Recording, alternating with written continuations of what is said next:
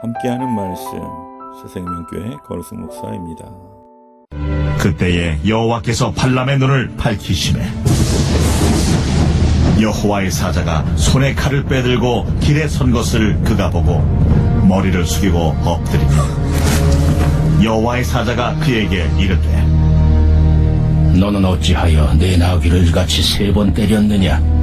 보라, 내 앞에서 내 길이 사악하므로 내가 너를 막으려고 나왔더니 나귀가 나를 보고 이같이 3번을 돌이켜 내 앞에서 피하였느니라. 나귀가 만일 돌이켜 나를 피하지 아니하였다면 내가 벌써 너를 죽이고 나귀는 살렸으리라. 발람이 여호와의 사자에게 말하되 내가 범죄하였나이다. 당신이 나를 막으려고 길에 서신 줄을 내가 알지 못하였나이다. 당신이 이를 기뻐하지 아니하시면 나는 돌아가겠나이다. 여호와의 사자가 발람에게 이르되 그 사람들과 함께 가라. 내가 내게 이르는 말만 말할지니라. 발람이 발락의 고관들과 함께 가니라. 발락은 발람이 온다 함을 듣고 모압 변경 끝 아르논가에 있는 성읍까지 가서 그를 영접하고 발락은 발람에게 이르되 내가 특별히 사람을 보내어 그대를 부르지 아니하였느냐? 그대가 어찌 내게 오지 아니하였느냐? 내가 어찌 그대를 높여 존귀하게 하지 못하겠느냐? 발람이 발락에게 이르되 내가 오기는 하였으나 무엇을 말할 능력이 있으리까? 하나님이 내 입에 주시는 말씀 그것을 말할 뿐이니이다. 발람이 발락과 동행하여 기럇투솥에 이르러서는 발락이 소와 양을 잡아 발람과 그와 함께한 구관들을 대접하였더라. 발람은 2차례나 하나님의 음성을 들었습니다. 그리고 그 말씀에 따라 행동했습니다. 가지 말라고 하셨을 때는 가지 않았고 가라는 허락을 받고 나서 길을 떠났습니다. 금은 보화를 준다 해도 하나님의 말씀을 어길 수 없다고 단호하게 선언했습니다. 하지만 성경은 그를 하나님의 사람이 아니라 복술가로 칭하고 있습니다. 그 이유가 무엇일까요? 발람은 신령한 주술사로 명성을 떨치던 자였습니다. 물론 그의 주술 능력은 하나님에게서 비롯된 것이 아닙니다. 그러므로 하나님이 굳이 그에게 오셔서 말씀하실 이유가 없었습니다. 그저 발락에게 가지 못하게 하시면 됩니다. 발락의 요청대로 발람이 이스라엘을 저주해도 그 저주가 무용지물이 되게 하시면 그만입니다. 그런데 하나님은 그에게 이스라엘을 저주하지 말며 당신에게 이르는 말을 준행하라고 말씀하셨습니다. 이렇게 발람에게 반복해서 말씀하시고 경고하신 것은 그를 통해 여호와만이 유일한 하나님이심을 발람과 모압 족속에게 선포하시기 위함이었을 것입니다. 아무리 능력이 뛰어난 주술사도 하나님 앞에서 전적으로 무능한 존재임을 드러내심으로 다른 신들은 헛된 우상임을 일깨우시기 위함이었을 것입니다. 발람은 하나님의 말씀을 그대로 따르는 모습을 보이지만 마음은 탐욕에 사로잡혀 있었습니다.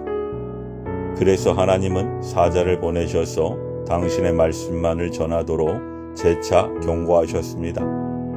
그럼에도 발람은 결국 하나님의 백성 이스라엘을 걸려 넘어지게 하는데 앞장섰고 하나님의 백성이 가장 경계해야 할 추악한 인물로 남게 되었습니다. 발람이 하나님의 말씀을 진지하게 듣고 전심으로 순종했다면 하나님이 어떤 분인지 깨달았을 것입니다. 하나님은 모든 사람에게 어떤 방식으로든 말씀하십니다. 그 말씀에 전적으로 순종하는 사람이 하나님의 백성입니다. 발락은 발람이 온다는 소식을 듣고 국경에 있는 성읍으로 가서 그를 맞이했습니다. 왕이 직접 국경까지 영접하러 나왔기에 발람은 엄청난 자부심과 만족을 느꼈을 것입니다. 뿐만 아니라 발락은 소와 양을 잡아 지극정성으로 발람을 대접했습니다. 그는 발람을 만나기를 고대하고 있었다는 자신의 심경을 이렇게 드러냈습니다. 이러한 발락의 태도와 언사는 발람이 무엇보다 원하던 것들이었습니다. 그는 사람이 주는 영광과 인정을 사랑하는 자였기 때문입니다. 그렇다면 사람이 주는 영광을 쫓는 자들의 결말은 어떻게 될까요? 사도행전 12장에 등장하는 헤롯 왕이 그 결말을 잘 보여주는 인물입니다. 어느 날 그는 용포를 걸치고 왕자의 자정에 큰 군중 앞에서 연설을 시작했습니다. 그날 모인 군중에게 그는 신과 같은 존재라는 칭송을 듣습니다.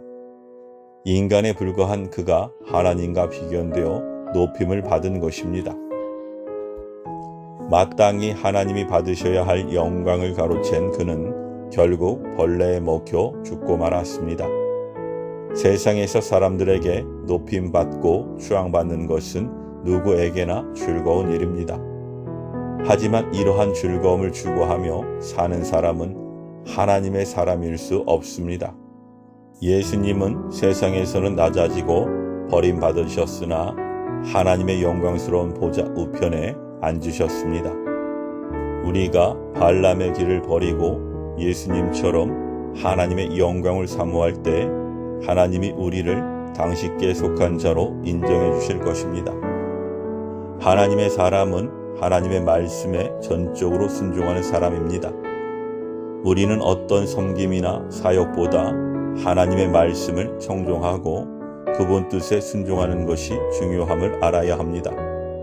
또한 우리의 사역과 행위가 사람들의 칭찬거리나 우리의 자랑거리가 되지 않도록 주의해야 합니다.